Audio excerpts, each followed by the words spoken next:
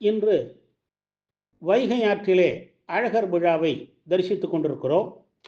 சித்திரை திருவிழாவில் இன்று கள்ளழகர் தேனூர் மண்டபம் எழுந்தருளி மண்டூக மகரிஷியின் சாபத்தை தீர்க்கக்கூடிய நாளாகும். திருப்பதி திருமலை நிகருக்கு சமமாகும். மகாவிஷ்ணு உலகை அளக்க தன் பாதத்தை தூக்கிய பொழுது பிரம்மன் அவரது திருவடியை தன் கமண்டல நீரால் கழுவி வழிபட்டார். அப்போது திருமாலின் கார் சிலம்பு, அதாவது நூபுரம் அசைந்து ஒரு துளி நீர் அழகர் மலையில் விழுந்தது. அதனால் உருவானதே நூபுர கங்கை தீர்த்தம். இது கங்கையிலும் புனிதமானது என்பர். சூதபஸ் என்னும் மகரிஷி இந்த சிலம்பாறு எனப்படும் நூபுர கங்கையில் நீராடி அப்போது அங்கு துர்வாச மகரிஷி வந்தார். அவரை கவனிக்காமல் சூதபஸ் ரிஷி நூபுர கங்கையில் நீராடிக்கொண்டே இருந்தார். இதனால் கோபமுற்ற துர்வாசர் சூதபஸ் மகரிஷியை தவளையாக போகுமாறு, அதாவது மண்டூகமாக போகுமாறு சாபமிட்டார்.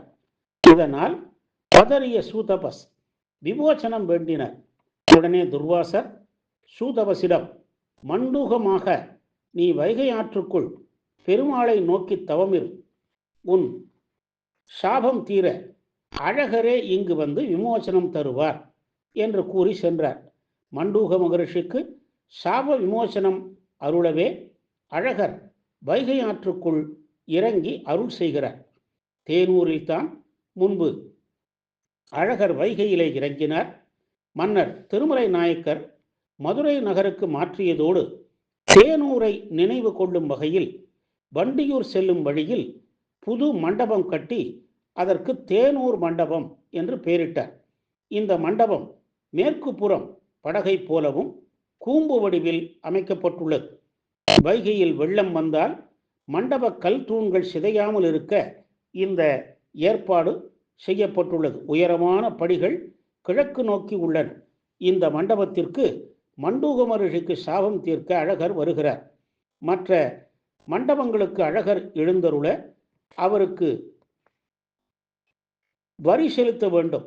ஆனால் தேனூர் மண்டபத்திற்கு வர அழகர் தேனூர் மக்களுக்கு வரி செலுத்தி விட்டுத்தான் இங்கு எழுந்தருளுகிறார். இங்கு மண்டூக மகரிஷி வரலாறு வாசிக்க பெற்று அவருக்கு சாப விமோசனம் அளிக்கப்படும். அதன் பின் வைகை ஆற்றில் நாரையை பறக்க விடுவர். அதன் பின் தேனூர் மக்களுக்கு மரியாதை செய்து 3 முறை மண்டபத்தை அழகர் வலம் வருவார். பின் கருட வாகனத்தில் ராமராய மண்டபத்திற்கு கள்ளழகர் எழுந்தருளுகிறார். சாப விமோசனம் பெற்று சூதபஸ் மகரிஷி பெருமாளின் தசாவதாரங்களையும் தரிசிக்க வரம் வேண்டினார். பெருமாளும் தசாவதார காட்சியை ரிஷிக்கு நல்கினார். இது விடிய விடிய நடைபெறும். காளமேக புலவரும் தசாவதாரத்தை 4 வரிகளில் பாடுக என்றார்.